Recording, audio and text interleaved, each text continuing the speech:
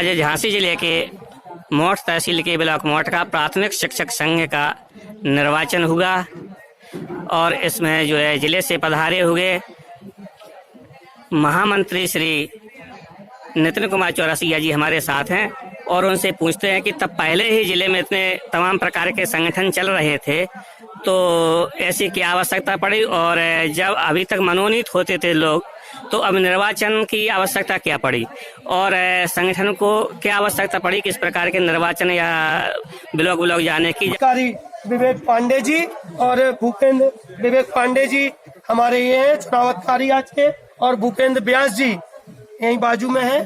तो इनके द्वारा चुनाव अधिकारी नियुक्त है, इनके द्वारा फिर इन दोनों लोगों को निर्विरोध निर्वाचित घोषित किया। इसी प्रकार से हम लोग अन्य ब्लॉकों में भी अपनी इस प्रणाली को आगे बढ़ाते हुए खुले मन से खुला आह्वान करते हुए सैकड़ों की संख्या में अध्यापकों के बीच में हम लोग चुनाव कराने जा रहे हैं और चुनाव होने के बाद में फिर हम लोगों के जिले और प्रदेश के चुनाव भी इसी प्रकार से होते आए हैं। ये परंपरा हम लोगों ने नए सिरे से डाली है, जो अन्य संगठनों ने इसको रोक लगा दिया था। अब आप खुद चिंतन करके देखिए कि जहां पर हम लोग निर्वाचन करा रहे हैं खुले मन से, वहीं पर और अन्य संगठन एक दूसरे को बरमाला की तरह अपना नाम मनोनीत कर रहे हैं। और आपके माध्यम से एक चीज और आपको मैं बताना चाहता हूं कि हम लोगों को बड़ी प्रसन्नता है कि आज अनेक संगठन जो जनपद में कार्य कर रहे हैं, आज हमारे चाहे वो पूर्व माध्यमिक शिक्षक संघ हो, चाहे बेसिक शिक्षक वेलफेयर हो, चाहे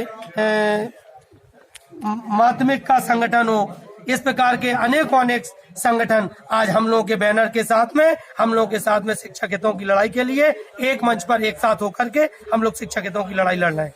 तो क्या ये माना जाए कि जिन शिक्षकों को लोकतंत्र पढ़ाने के लिए, लोकतंत्र को मजबूत करने के लिए जो हम बच्चों को पढ़ाते हैं शिक्षक लोग, तो शिक्षक ही क्या लोकतंत्र से मरहूम थे अभी तक? नहीं, शिक्षक लोकतंत्र से मरहूम नहीं थे। शिक्षक का एक कर्तव्य है बच्चों को अच्छी शिक्षा दीक्षा देना। निश्चित ही हम लोग नहीं, मेरा प्रश्न ये है कि चूंकि शिक्षकों के अभी तक मनोनयन होते आए हैं तो जो शिक्षक संघ है क्या इसमें लोकतंत्र नहीं था? बिल्कुल नहीं था, तानाशाही की व्यवस्था थी। बिल्कुल नहीं था, तानाशाही की व्यवस्था थी। लेकिन हम लोगों ने इस तानाशाही को खत्म किया और एक लोकतंत्र को फिर से जीवित किया, जिसका जीता जागता उदाहरण आज मोठ में आपके माध्यम से मैं दिखा रहा हूं कि उत्तम सिंह धाकड़ और हेमंत त्रिपाठी को निर्विरोध यहां पर ब्लॉक अध्यक्ष और ब्लॉक मंत्री के लिए निर्वाचित हमारे चुनाव अधिकारी द्वारा घोषित किया गया है। दूसरी एक प्रश्न ये है कि अभी तक अध्यापकों के जो शोषण की खबरें आती हैं कि अध्यापकों का जो शोषण हो रहा है तमाम प्रकार के स्रोतों के द्वारा, तो इसके बारे में आपकी क्या योजना है? बिल्कुल, हम लोग इसके लिए वचनबद्ध हैं और हमारे संगठन में सैकड़ों पदाधिकारी हैं जिला और ब्लॉक लेवल पर। लेकिन उसके बावजूद भी यदि कोई भी हमारा पदाधिकारी यदि भ्रष्टाचार में लिप्त होता है, उसको तत्काल प्रभाव से हम लोग निष्कासित कर देते हैं। अभी तक ऊपर वाले की ऐसी कृपा है और हम शिक्षक भाई बहनों और संगठन की ऐसी ताकत है कि अभी हमारे टीम में ऐसा कोई भी भ्रष्टाचार में लिप्त नहीं है और हम लोग इसके घोर विरोधी हैं।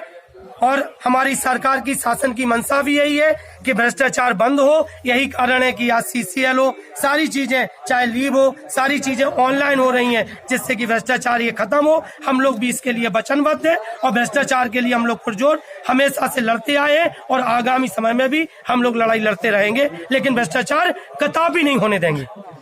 धन्यवाद श्री चौरसिया जी। ये थे प्राथमिक शिक्षक संघ के जिला महामंत्री श्री नितिन कुमार चौरसिया जी, जिन्होंने अपनी बात बड़ी बेबाकी से आप सभी के सामने रखी।